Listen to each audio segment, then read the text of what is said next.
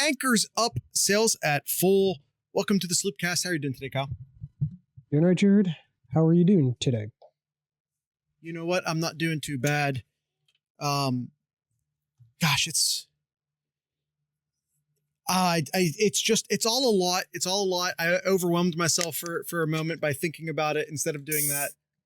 New tradition, good tradition. It's all just so much.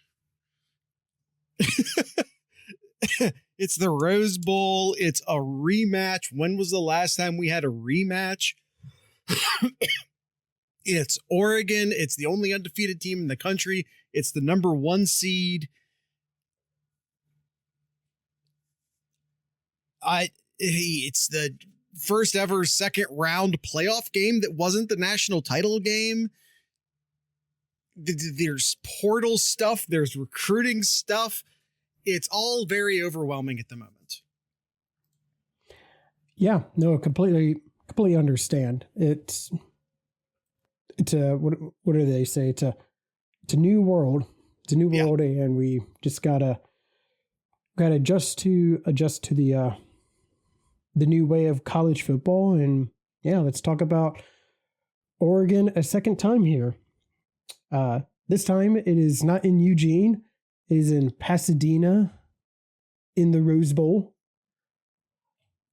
Yep. And I think Ohio State's learning from their mistakes. Oregon is the only one who has scored more than 20 points? More than 20. No one other than Oregon has scored more than 20 against this Buckeye defense. But again, there's no offense that was as good as Oregon's offense that Ohio State has played as well. Tennessee's pretty comparable. Penn State has a pretty good offense by Penn State standards. I mean, Penn State did score 37 on Oregon. That is true. Yeah. Indiana could be argued had a pretty good offense. They sure didn't look like that in their last couple games when they faced some higher level competition. Mm-hmm. But Indiana, still in contention for having a pretty good offense. So, I mean, Tennessee, pretty good offense. Penn State, pretty good offense. But yeah, I would say, especially from a passing standpoint, if we limit it strictly to a passing perspective, this is the best offense Ohio State's played this year. I think that's a given. In fact, Kyle, is this right?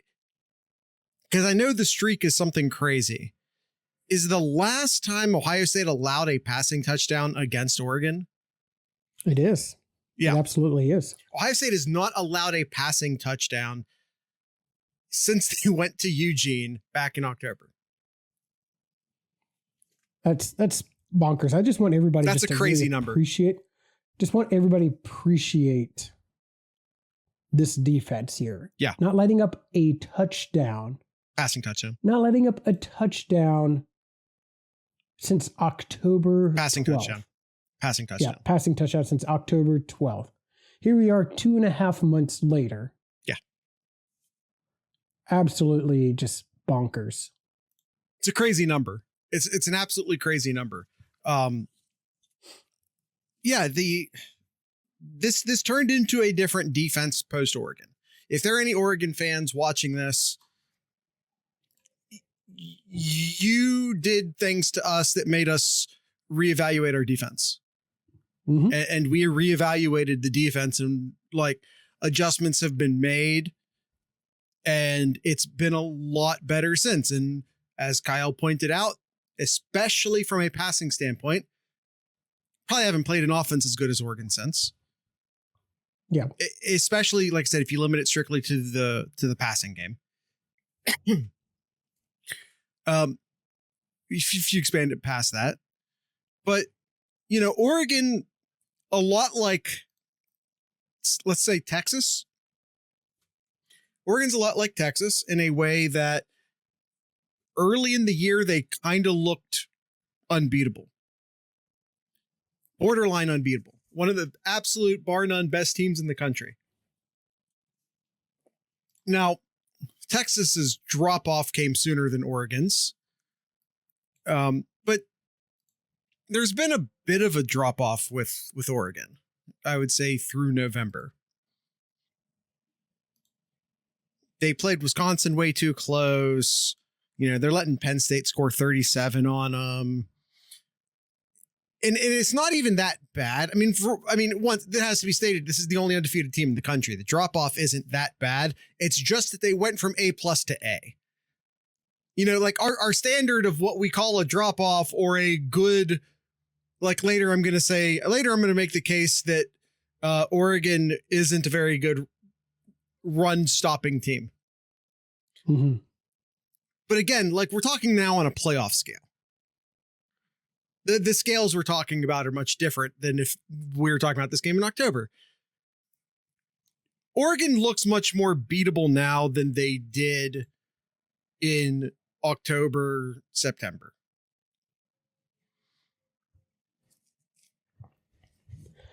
Yeah, and I think Ohio State in this game here, Jared, is going to be. They're going to learn from their mistakes. A lot of mental mistakes in this game. If we recall, a lot of big chunk yardage plays. I'm looking at the previous matchup in October here. Yeah, there were. Oh, I just lost it. There was a lot of just long passing plays here. Yeah, against Ohio State. Denzel Burke had a bad game. He did have a bad game. He's been stellar ever since. There's maybe you could name a couple long passes, not for touchdowns, mind you, as we've already established, yeah. but a couple deeper passes he's allowed since then, but really just a couple. And I would say it feels like for the past 4 or 5 games, we haven't even talked about Denzel Burke. He's been that shut down where we just haven't even mentioned him. We just talked in Scarlet and Grade not too long ago, reviewing the Tennessee playoff game. He registered 0 stats in that game. Yeah. Oregon in the matchup with Ohio State back in October, they had 7 passing plays of 15 yards or more. Of those 7 passing plays, they gained 252 yards. Yep. So about other than that, they held Oregon to 90 yards on the other. What is that? 16 passing completions. Then so reduce those big yardage plays and be mindful on the weird kickoffs as well. And I think Ohio State has a really good shot of winning this game. The offensive line has made tremendous strides. We saw against the Tennessee game, 0 sacks. Yeah. In that one. And I think there was 0 sacks, so maybe it was just 1 sack against with the Michigan game as well. It wasn't that many sacks, if any. We don't talk about that game, Kyle. But the point is that the offensive line is actually doing their part in terms of protecting Will Howard here. And and Tennessee has a really good, and for anyone, I don't know anyone, Tennessee has a really good offensive line, including an elite pass rusher, and Oregon has a really good offensive line, including some very good pass rushers. Jordan Birch and Mateo Uiagalelei both have, I know Mateo's over 10. I think Birch is close. I think Birch also missed some time with some injuries. So it might be why his numbers. What's that? Sacks, you're saying? Birch, yeah. Yeah, he has 8.5 sacks. Yeah, 8.5 sacks in 9 games. He's missed 4 games from what I saw. Yeah, so 8.5, but that's only through 9 games. If that's, they have a pair of really good pass rushers at Oregon. It's going to be a challenge for Ohio State. Derek Harmon, defensive tackle, isn't necessarily like a pass rusher, but is still a really good defensive lineman. linebacker Tatum Tuiyoto. If there are any Oregon fans watching, give me a grade and a correction in the comment section. Let me know how I did on that name. Also, a really good pass rusher from the linebacker position. Oregon has pass rushers. That's going to be a challenge for Ohio State. They have a really good core of defensive backs, led by Taheem Johnson and Jabbar Muhammad. And, I say led by because, Kobe Savage, Brandon Johnson, Nico Reed are not slacks by any means. Slackers, rather. This is going to be a challenge for Ohio State.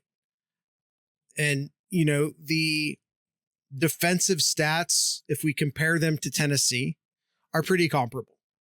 So if that makes you feel better, feel better.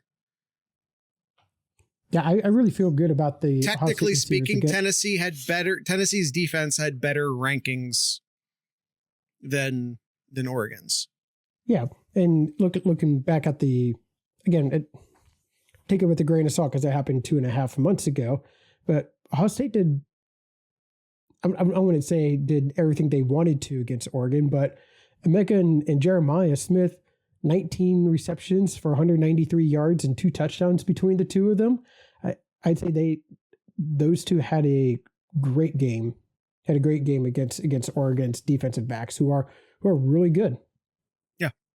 I mean, so on 3 separate occasions this year, Oregon has allowed 30 or more points. We've talked about Ohio State only allowing 20 or more points once.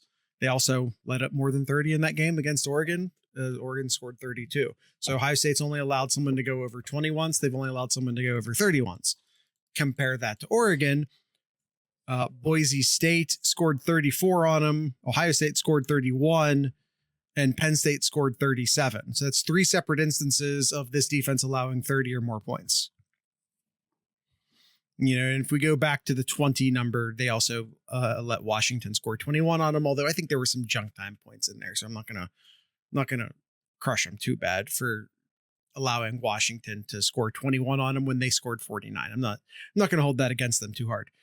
But the Boise, Ohio State, and Penn State games were obviously very competitive football games. Yeah, if we look at the rankings. Points per game, 9th in the country. Yards per game, 10th in the country. Yards per play, 12th in the country. Yards per pass, 4th in the country. You give or take some stats here or there, pretty comparable to Tennessee. Maybe Tennessee's a little bit better here. Maybe Oregon's a bit better there. But comparable to the Tennessee defensive stats. With the exception of one. Oregon is allowing 4.1 yards per rush, which puts them 54th in the country, which is, of the stats I highlight, easily their worst, unless we count time of possession, which I'm not. Which Ohio State did get 4.3 in their last matchup with Oregon. Yeah. Per rush. Yeah. And it's, well, what did Penn State get out of curiosity? Do you have that readily available?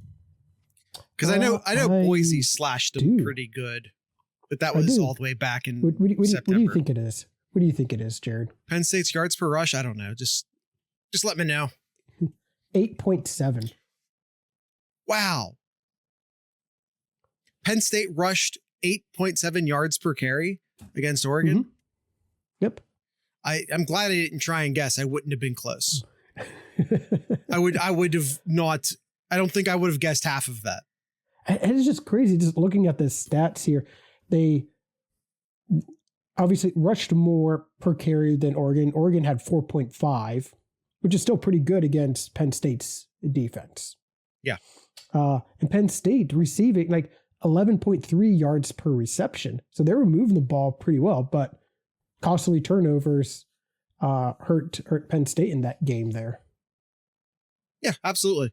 On the offensive side, again, as Kyle has pointed out, probably pretty easily, again, especially from a passing perspective, the best offense Ohio State's played this year, and we're going to run it back. Points per game, 6th in the country at 36 8.9. Yards per game, nearly 450 yards per game, placing them 12th in the country, 446.8 to be exact. Yards per rush, just short of 4.9, which places them 27th in the country. And yards per pass at 8.8. Every time they line up to pass the ball, they average 8.8 yards per pass, which is an amazing number. That makes them 8th in the country in that category. 36th in turnovers, 66th in time of possession, rather.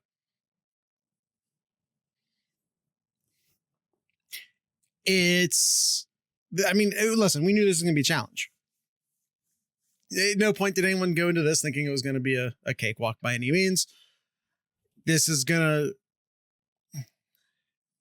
type of game that ends with a bad play with 1 second left on the clock with 1 point on the scoreboard. Like, this is the type of game this is. Although I think Ohio State's a much better team. Weirdly a much better team, even though on paper Ohio State's not. On paper, Ohio State's not a better team than they were, however many months ago at this point. You're down your best 2 offensive linemen. Yep. That's huge. Oregon did not have Jordan Birch the first time around. That's huge. On paper, again, strictly looking at who is and who isn't available, Oregon has at least 3 prominent check marks in their favor. On paper, Oregon should be the much better team this time around compared to last time around. Yep. But I think if you've been watching Ohio State play, you probably know that's not true. And the Penn State game, even though Oregon does win that by 8 points, which technically you could call a 1-score game, but it's the best type of 1-score game you could have. But the Penn State game doesn't fill me with a ton of confidence heading into this game if I'm Oregon. If we're just looking, if we're falling prey to the recency bias hard, and we just look at what Ohio State did against Tennessee and what Oregon did against Penn State, it favors Ohio State enormously. Yeah, absolutely does. We talked about Tennessee having 2 really good defensive tackles, and we're worried about how can the Ohio State offensive line protect Howard in that game. Well, now they got to worry about the outside, more so than the inside in the Oregon game. Which I was still pretty worried about the outside with Tennessee. Pierce is a monster. Yeah, he was. He definitely has been all year. But you got both of them, just like you have JT and Captain Jack on the outside for Ohio State. You got 2 stellar defensive ends for Oregon, and with tackles that's been subpar for most of the season for Ohio State. So it's definitely a concern looking at this game here. And can Ohio State continue to give Will Howard enough time to get the ball into his playmakers' hands there? Yeah, and that's really what's going to come down to. And like we talked about this during the Scarlet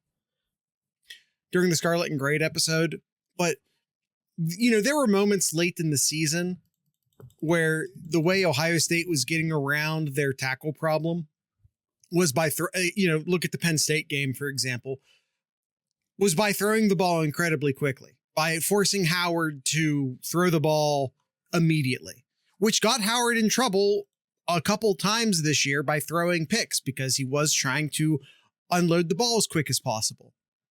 That was one of Ohio State's answers to their tackle problems, to their offensive line problems.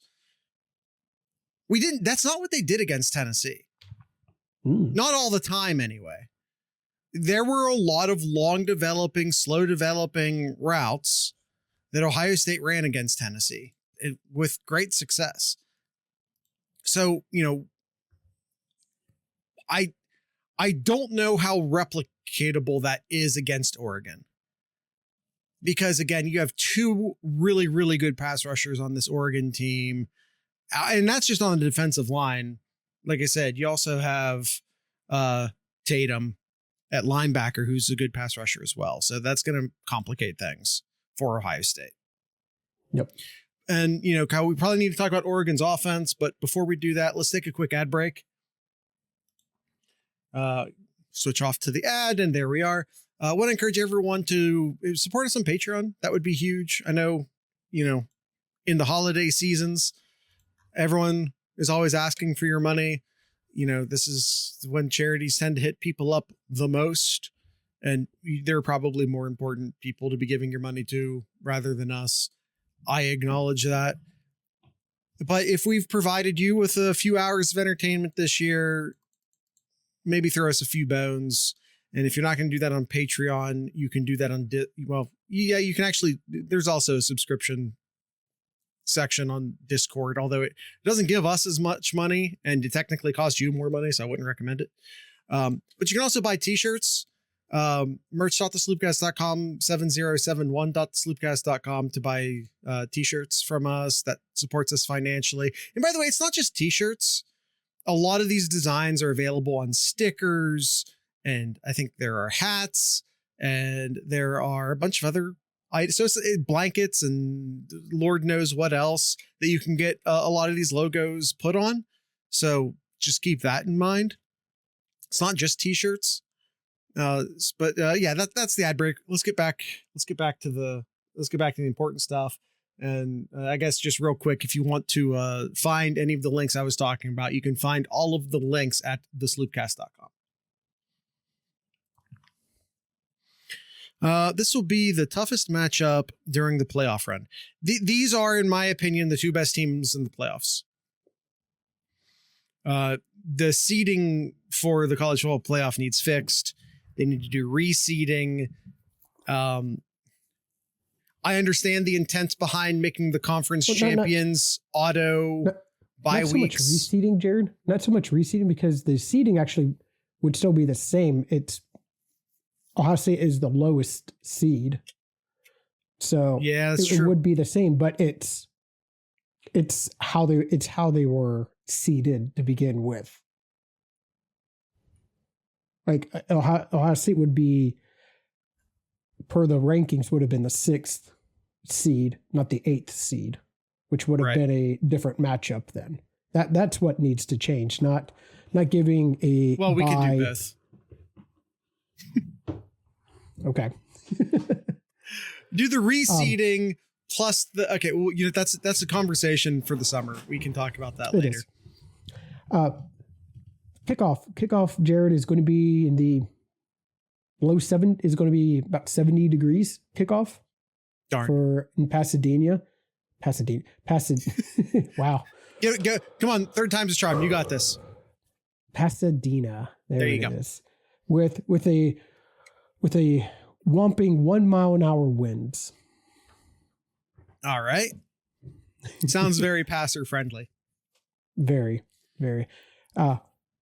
So speaking of passer friendly environment here, talking about Oregon's offense here. Obviously, Dylan Gabriel coming into this game as one of the best quarterbacks in college football here. Had a really good game against Ohio State 2.5 months ago. He was 68% completion, 2 touchdowns, 341 yards passing. And he also rushed it for 32 yards and got that 1 touchdown as well in the 3rd quarter as well. Yeah. Shave Jared's beard. It's all, I mean, it's pretty. I did trim it pretty. I mean, whatever. I don't think they're going to get away with torching Burke. No, we were talking about that earlier. Burke's been lights out the past month or so. When I say month, I mean a month's worth of games, not counting the bye weeks and all that. Jordan James, one of the better running backs in the Big Ten this year, 5.5 yards per carries, 15 touchdowns on the year, 1250 on the ground. They will also use Noah Whittington. My turn to not be able to pronounce or speak correctly. He's running about half of that as far as, across the board, or maybe a third for the touchdowns. 112 on the ground, or 112 carries, 537 on the ground, just shy of 5 average and 5 touchdowns. Like unless Jordan gets it going like he did against Ohio State, he rushed it for 115 yards, 5 yards per pop in that matchup. But Noah Whittington only had 3 carries in that one, but that was just because Jordan was having a great game on the ground there. Yeah. So if we see Noah get more carries, to me, I think that means that Ohio State's defense is really hammering down on Jordan's rushing ability. That's one way to look at it. I could think of some other scenarios, but we don't got to talk about those. They have a really good wide receiving core. It's definitely led by Tez Johnson, who has 78 receptions on the year, which is 30 more than the next closest guy. Definitely their, more quote unquote possession type wide receiver. 866 yards on the year, 11 average, 10 touchdowns. On the more big play side, you'll have Trayshawn Holden, 38 receptions on the year for 602 with a near 16-yard average and 3 touchdowns. And then, of course, you also have Evan Stewart, who's like in between those two guys, 48 receptions, 613 yards, 12.8 average and 5 touchdowns. You also have tight end Terrence Ferguson, who hasn't been like a huge passing threat, except down by the red zone. He does have 4 touchdowns on the year, but not necessarily someone who you're gonna like circle on the depth chart and say we have to stop this guy. Like I said, unless you're like inside the 5 or so yard line, then you're gonna want to. Yeah, well, all 4 of them had a pretty good game against Ohio State too. Stewart had 149. Tez had 75. Both of those each had a touchdown each.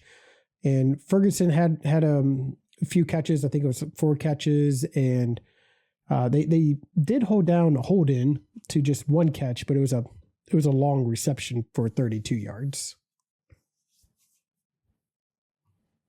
Yeah, for sure. And like, you also have to talk about their offensive line which is exceptionally good. You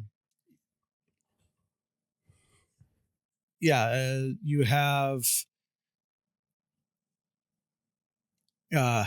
Josh Connerly, and you have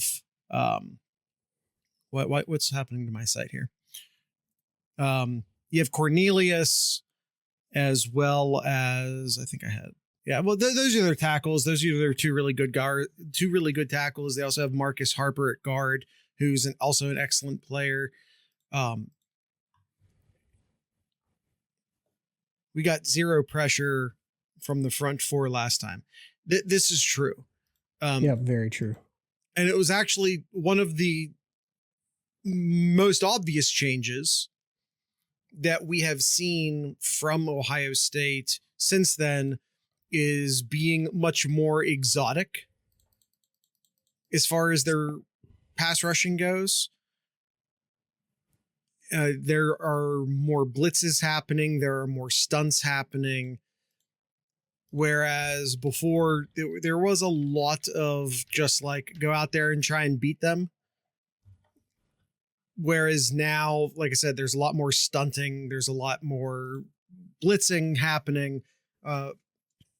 That's one of the more obvious changes Ohio State's made to their defense post Oregon, is that they are much more multiple in how they attack the how they attack the quarterback.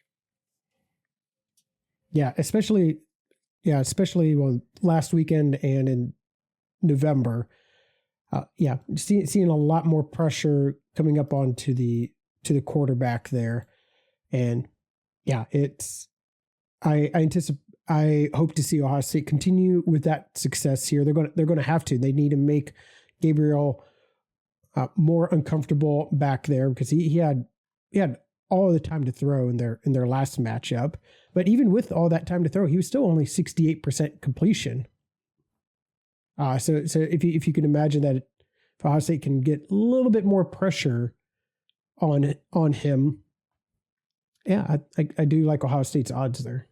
What was Gabriel's running numbers? I know he ran all over the place as far as like in the pocket is concerned. Did he also rush, like actually rush for, in Ohio State versus Oregon? 4 attempts for 32 yards. But you remember one of those rushes was for that touchdown for 27. Yeah. So other than that one, it was 3 attempts for 5 yards. Yeah, but depending upon the situation, those 5 yards can still be.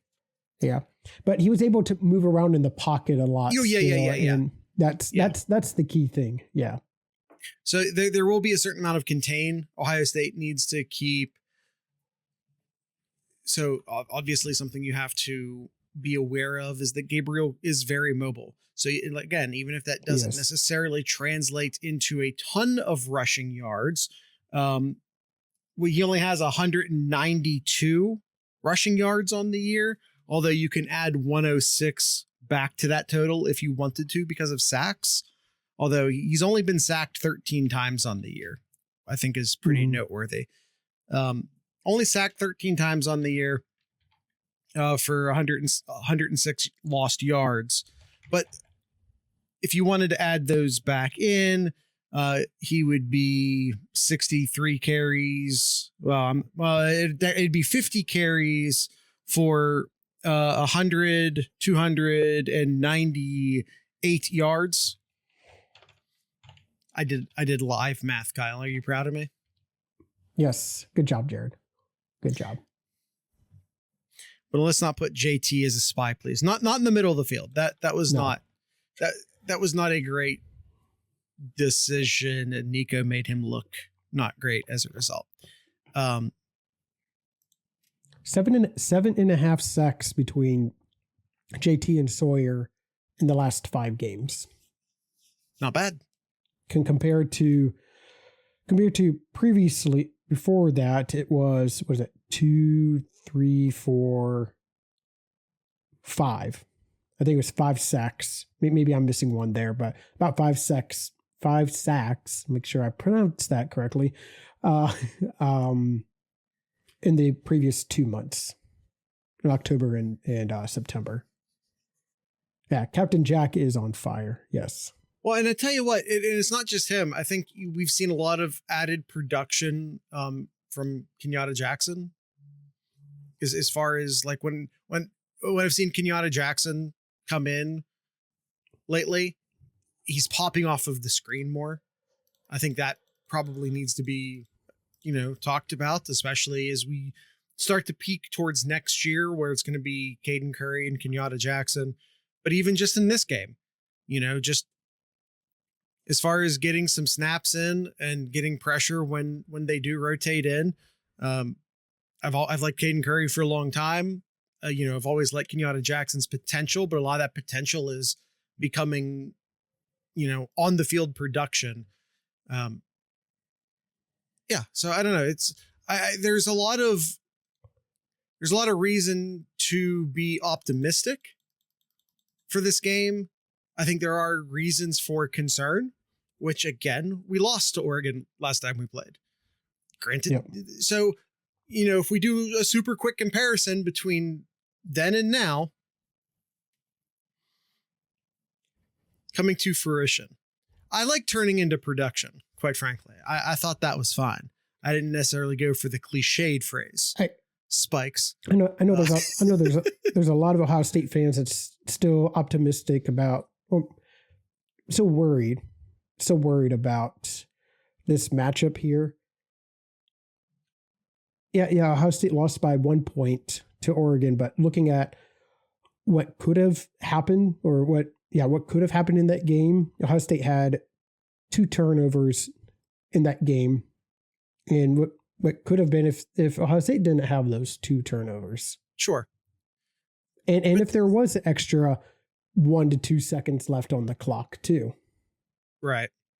Who knows? Like Ohio State was that close to beating Oregon with all of the mishaps on the defense, on time management, turnovers, and they still only lost by 1 point on the road in Eugene.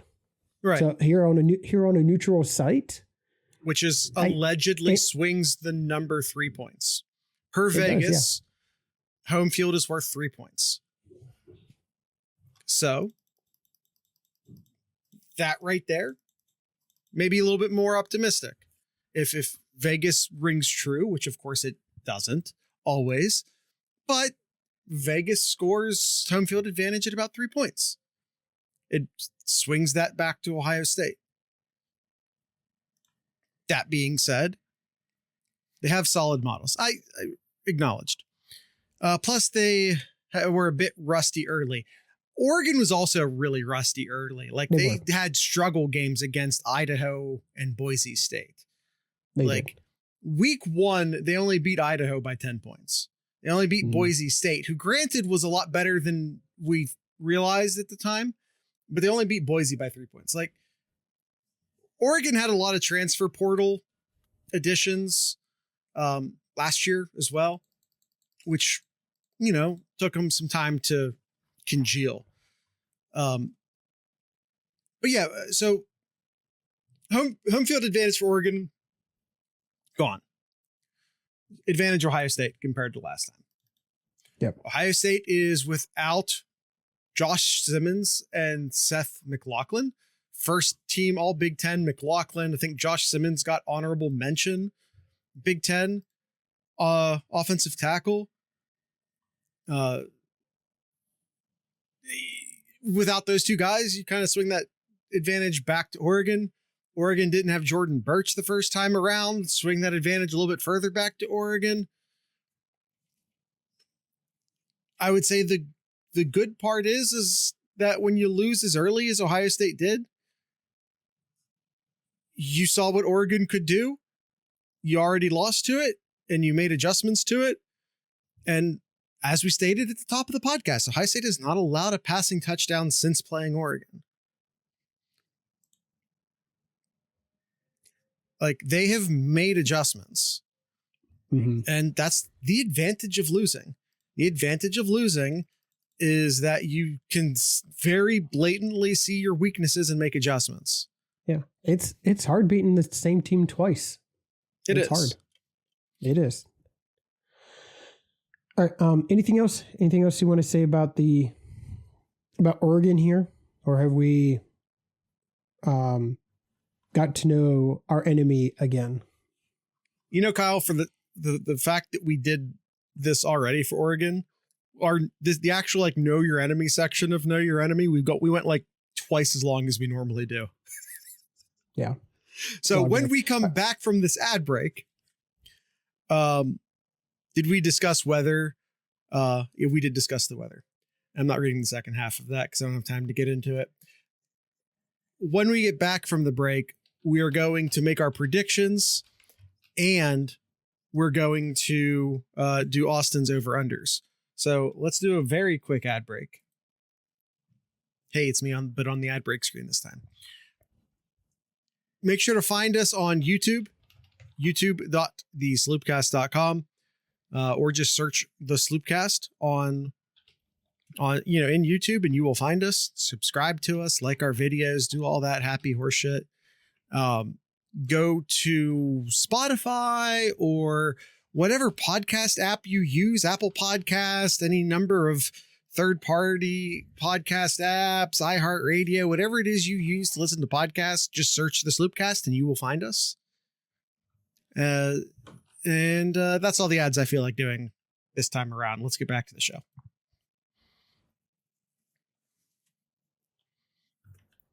All right, Kyle. Let's make our predictions. Yeah, let's do it. All right. Ohio State player to watch. And those in the chat here, feel free to chime in if you wish to voice up here. Ohio State player to watch in this matchup. Who do you got, Jared? Trey Henderson. Trey Hundo.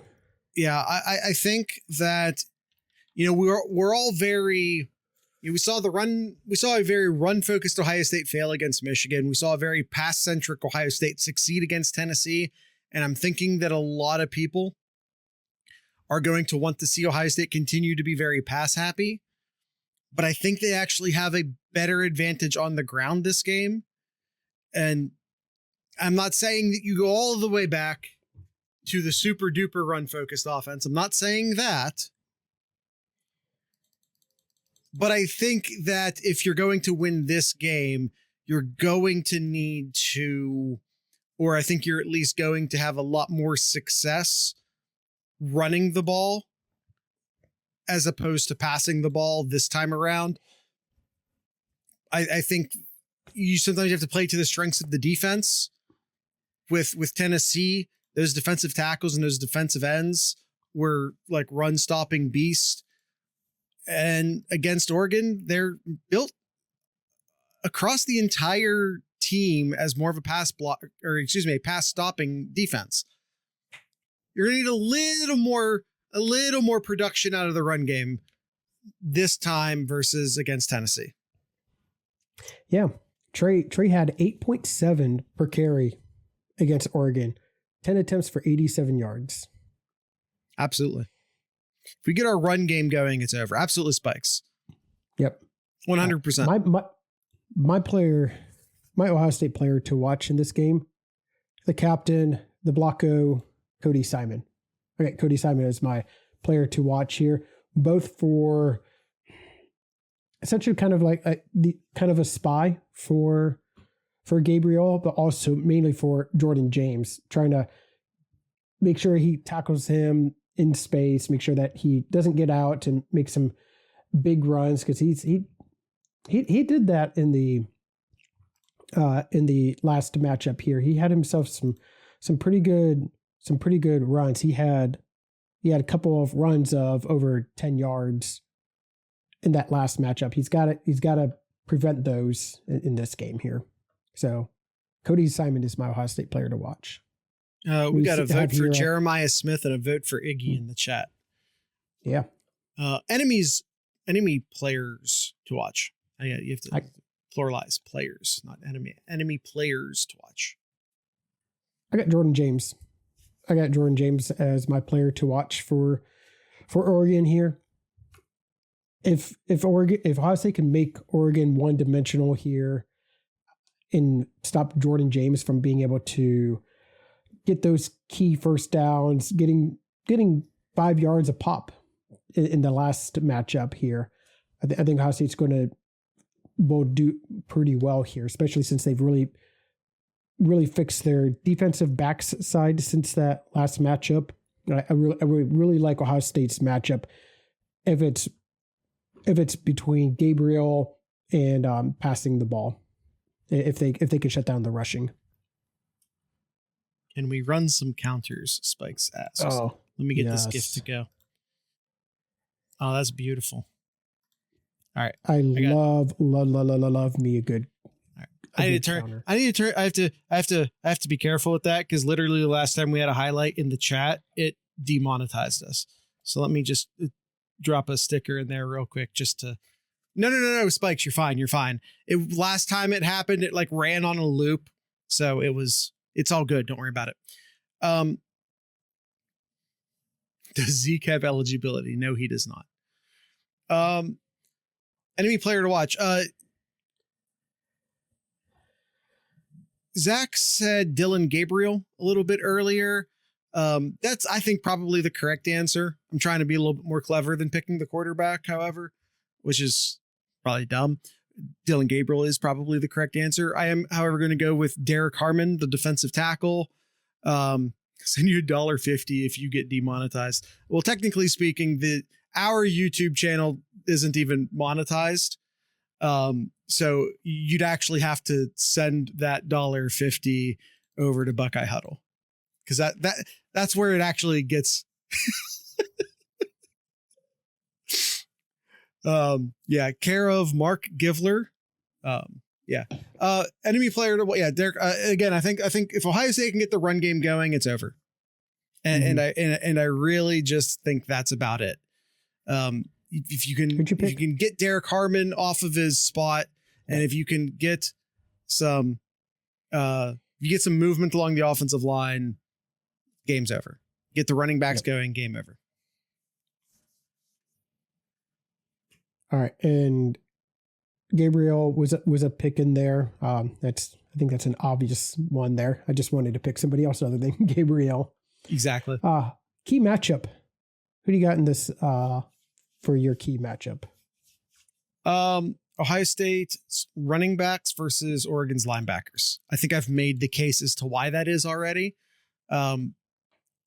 Again, if Ohio State gets the running game going, it's over. All right, and I'm just going to stick to my guns with. It seems like we pick it every game here, but I'm going to be a little bit more specific at Oregon's defensive ends versus Ohio State's offensive tackles. Spikes goes opposite, and he's picking our defensive line against their offensive line, which honestly might be just as important this time around. It's a cliche, but it's more true in this matchup. This game's going to be decided in the trenches. Who's going to get more pressure? Who's going to be able to make those run stops there? It's going to be in the trenches. We have said it since the summer. During even the most dead football months of the year, and people would ask us, can Ohio State win it all this year? Can Ohio State win it all this year? And Kyle and I's stock, although accurate, answer the entire way from the end of last season till this very moment now is this team will go as far as the offensive line will take them. And it's never not been true. It's just always been the case. Yep. Today is no different than it was back in July, that it was back in April, that it was in September, that it will be on January 1st. Yep. All right. The spread. I'm not being a Debbie Downer. I'm stating a fact. This team will go as far as the offensive line will take it. If we get the same offensive line performance that we got against Tennessee, we'll be fine. All right, Jared. What is the spread in this game? 2.5. 2.5. Favoring Ohio State. 2.5. Did you guys cover who the refs will be? No. What conference are the refs coming from? And do they like to call PI? Do they like to call holding? Ohio State hasn't had a holding call against a Big Ten opponent all year, or an SEC opponent, or an ACC opponent, or played an ACC team. Doesn't matter. Last time Ohio State got a holding call was against a MAC school. So just keep that in mind. Ohio State's favored by. I got it.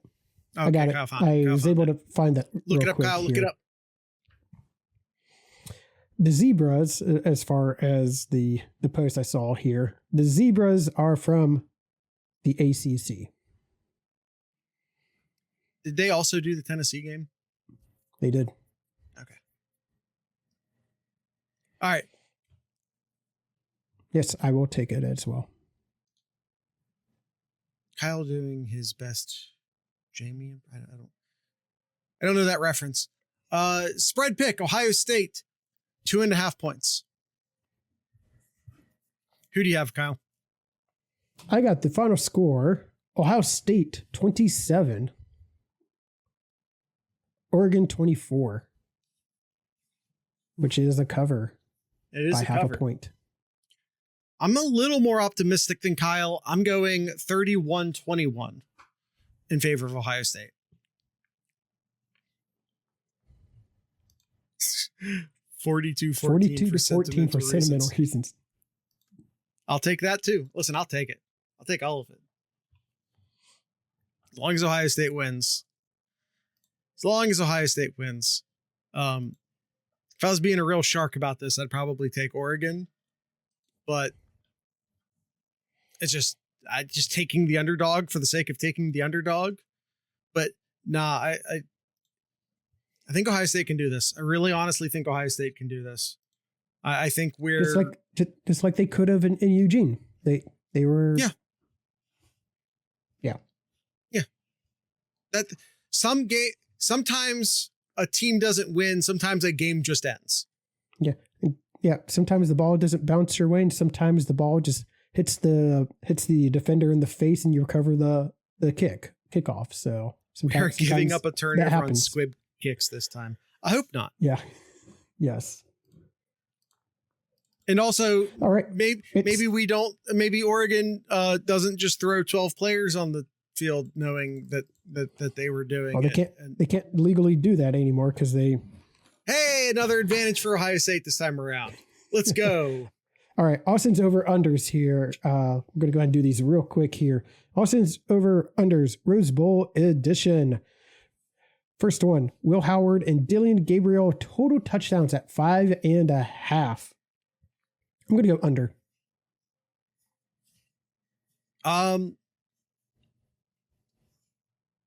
Yeah, I'm going to go under.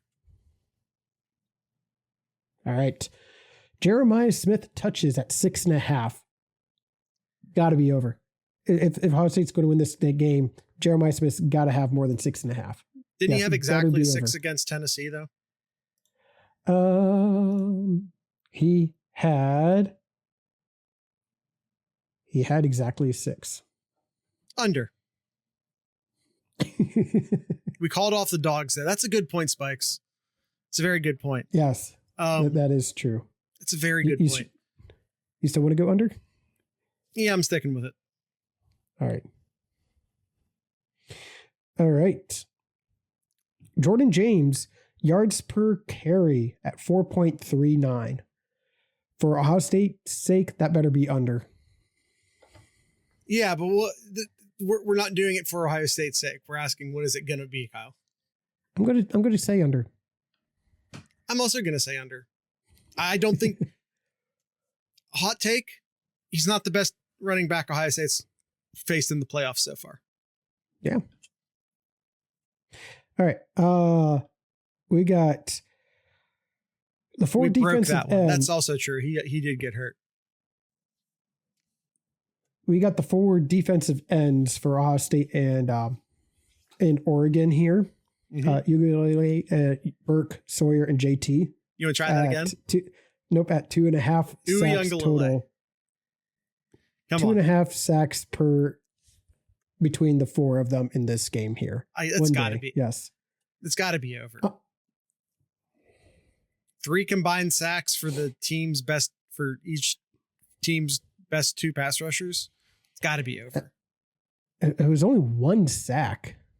There was only 1 sack between those 4, or really the 3, in their last matchup. Mm-hmm. Yeah, Ohio State's doing a lot of different stuff on the defense, though. Yeah, and of course Birch is playing. I want to say under, but I agree. I think it's going to be over. I think it'll be over. All right. Tez Johnson and Evan Stewart receiving yards at 147.5. Ooh. So about 70 and some change each. Oh, did I close that? Yeah. So I don't want to know what it was the first time around. Don't tell me. Johnson and Stewart had 200. Yeah. God, we aren't talking and about 24 that. Yards. 224 yards. The thing is that like I'm going to say over. I'm going to say over. Just mainly, I think that 74. If Ohio State's able to, if Ohio State's able to stop the run. They're going to pass more, and they're going to get into their playmakers, Stewart, Johnson, to Holden, to Ferguson. Going to get it to their playmakers there. So I'm going to say over. I'm going to go under. Okay. Simon, Styles, Reese, and down impact plays. Again, just refresh. Impact plays are tackle for losses, sacks, fumbles, interceptions, any of those. PDUs and fumble recoveries, I believe, also count. Yep. 3.5 between the four of them.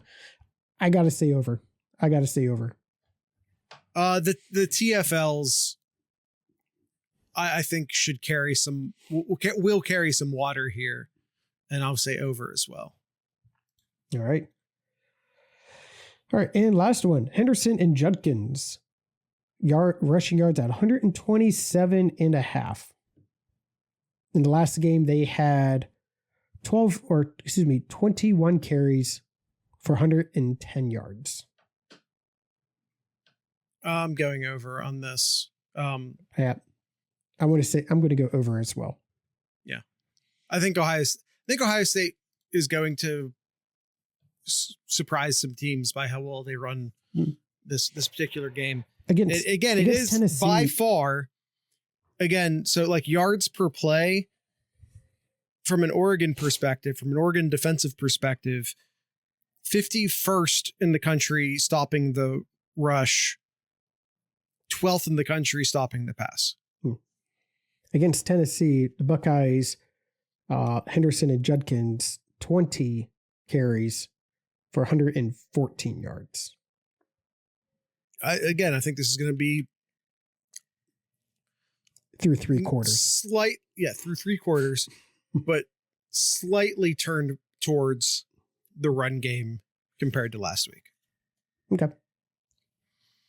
All right, and those are all of Austin's over-unders.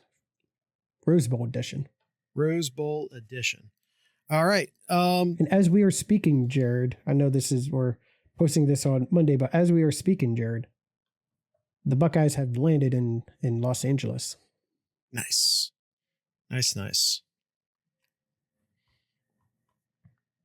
All right, Kyle. Do you have anything in Kyle's corner? He does not have the authority to fire me. He also doesn't know how to do any of the post-production shit. So, I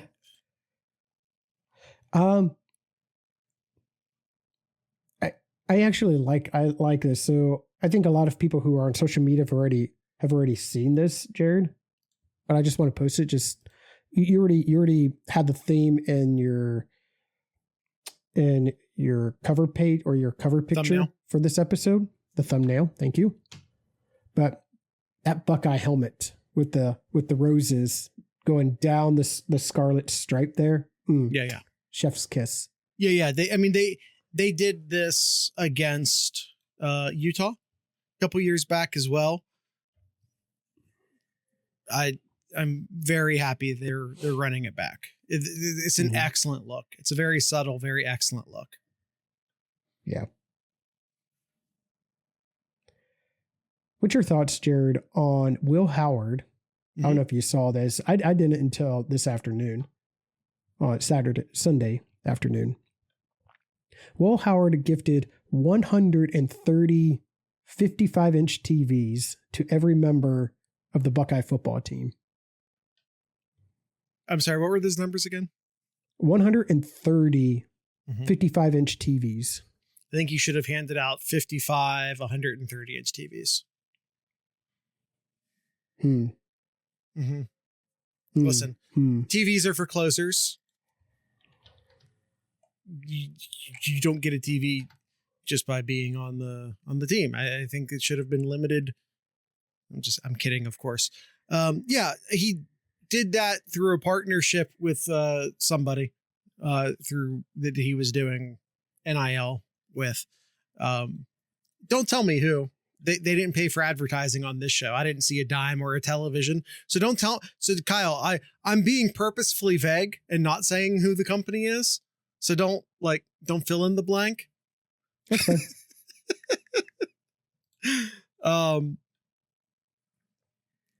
But yeah, that's it's cool. It was Jared. It was Jared. The televisions, not engagement rings. All right, that's it. That's it. Is that the end of the show? That's all I got, because I know if I talk about basketball, everybody's going to turn it off already. So we're just going to end it. Hey, the basketball team's not looking bad right now. Not that that affects the fact that no one ever listens to us talk about basketball, so we don't do it anymore. All right. That's it. That's the end of the show. Tonight's ending music brought to you by the Sidekicks. Listen, I'm hoping we aren't talking about basketball in January either, at least not the beginning part of January. It's a bad sign if we are. January 21st. Yeah. Or, February. 22nd. But yeah, go on. Yes. February. Again, the Sidekicks. Sidekicks are ending tonight's show. So with all that being said, I'd like to encourage everyone to drink local beer, listen to local music, and of course, support local podcasters. Once again, these are the Sidekicks.